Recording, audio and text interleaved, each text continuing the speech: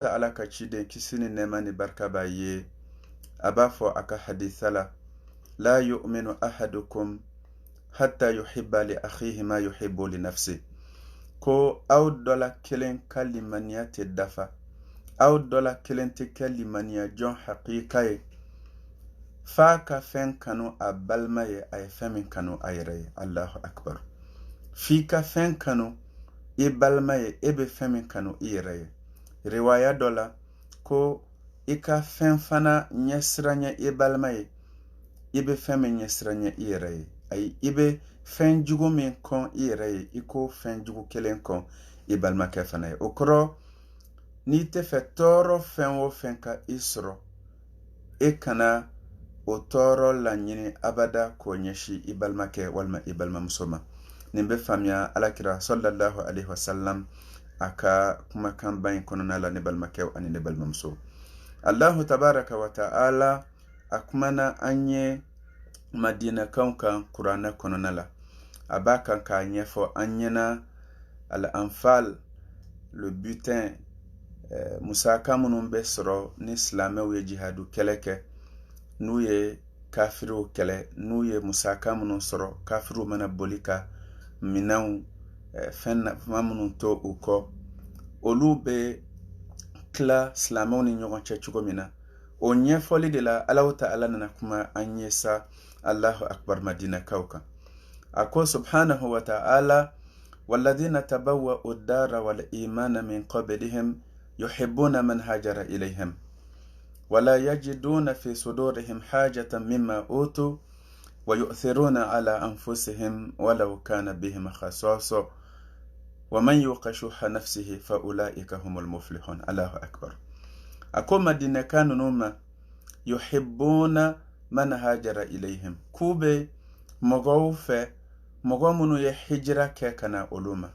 الله تعالى كان بما كان كودما ko madina kaw be makan kawfe makan kamunu ye makan bla katugo Allahu ta'ala ko makan kamunu ye makan bla katugo Allahu ta'ala ka ciden ko makan kamunu ye makan bla wala sa ka seku ka dine bara wala sa u ka seka Allahu ta'ala bato na be fo oluma ko al muhajirun. Allahu ta'ala ko madina kaw olumunu ye al ansor de mekelaw kumbeli kelaw olumunu ye muhajirunaw munu ye ejiriyan ye olu munu y'o kunbɛ ko madina kanunu Allahu akbar kube makan kanunu fɛ ne balimakɛw ani ne balimamuso.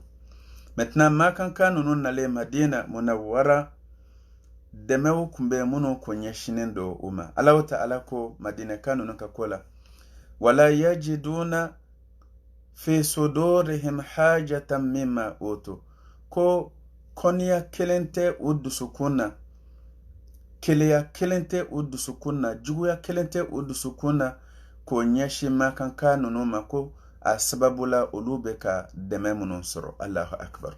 Allahu ta'ala ye min fara o kan a ko wa yu'thiruna ala anfusihim ko madina kanunu ye makan kanunu sugandi olu yɛrɛ kan. Madina kanunu ye priorité di makan kanunu ka mago dilanni o ma olu madina kaw yɛrɛ ɲɛ walaw kana bihim khasasa ka taga sɔrɔ olu yɛrɛ kun bɛ besoin na eux-mêmes étaient dans le besoin mago bɛ olu yɛrɛ la. Aya in laban de la sa Allahu ta'ala ko amma wa man yuqa shuhha nafsihi fa ulaika humul muflihun ko ni mɔgɔ min kisira k'i tanga ka bɔ a yɛrɛ ni ka bakhiliya tagamangɛlɛya ma ko o tigilamɔgɔw de bɛ kunnaja. An b'a ɲini Allahu ta'ala fɛ ala k'an ni silamɛ bɛɛ lajɛlen kunnaja. Allahumma amin. Ne balimakɛw ani ne balimamuso nin kanu sugu minnu filɛ nin ye an mago bɛ nin de la haqiqa yɛrɛ yɛrɛ la ka dɔn k'a fɔ an bɛ diinɛ min kɔnɔ kanu diinɛ de don. Relation min bɛ ani Allahu ta'ala yɛrɛ ni ɲɔgɔn cɛ n'a fɔra ko bato ye fɛ de ye fɔlɔ kanu ka kɔn fɛn bɛɛ lajɛlen ye. N bɛ ala bato kɔrɔ de n bɛ ala fɛ ka tɛmɛ fɛn bɛɛ lajɛlen kan.